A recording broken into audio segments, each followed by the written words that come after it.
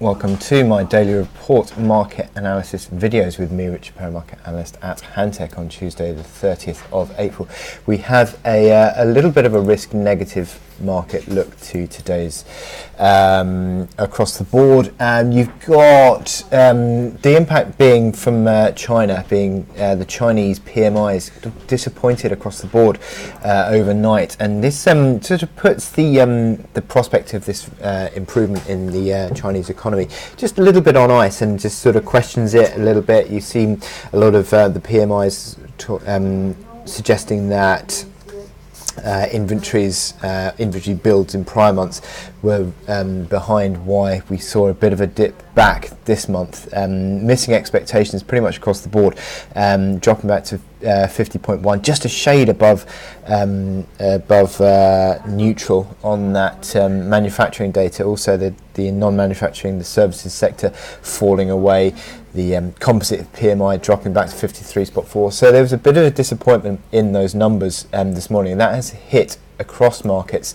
You've seen that through the Aussie dollar, where just a little bit of a mild move, nothing too significant, a little bit of an underperformance of the Australian dollar today. Also the Japanese yen performing strongly, gold up as well. Now you've seen that markets may be a little bit cautious in front of the fact that we've got the next round of trade talks between US and China kicking off today. Any sort of comments from the likes of Steve Mnuchin or Lighthizer, the trade negotiator, any comments out of those guys are likely to move the markets today at some stage, but we'll be waiting for those as and when they arise. But just generally speaking, a little bit of a risk negative outlook to equities as well, just coming through. Nothing too significant, because what we actually saw yesterday was the S&P 500 moving out to all-time highs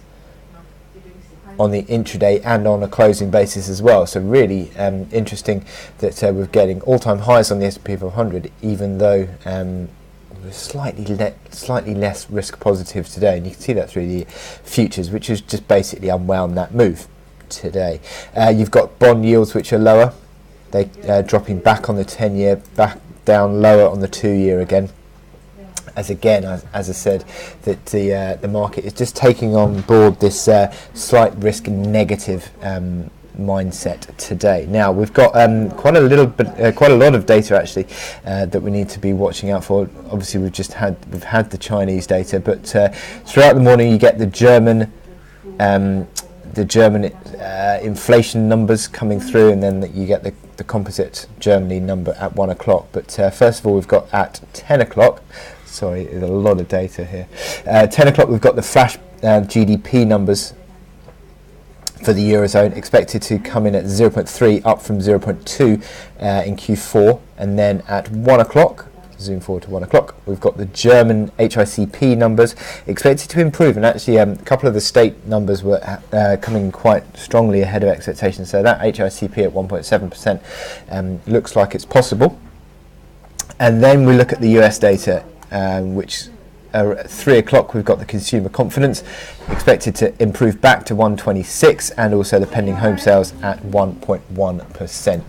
So quite a lot of data to get through today. Now looking onto my chart of the day, which is Euro Kiwi. What you had is this recovery in Euro Kiwi, which got broken by a couple of bear candles, but my outlook for this is I think that this is an improving chart. You've got the RSI at levels not seen, recently hit levels in April not seen since September.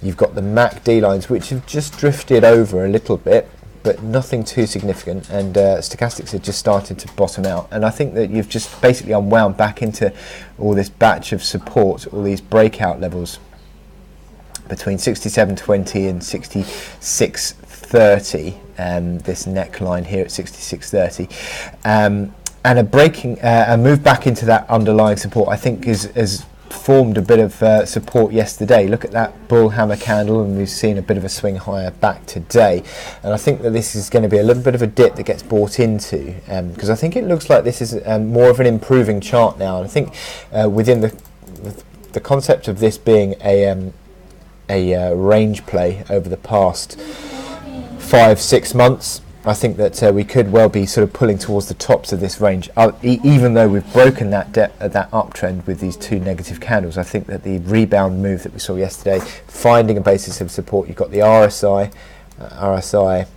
finding support of around 50, which is where 50 previously had been sort of where the market had been falling over.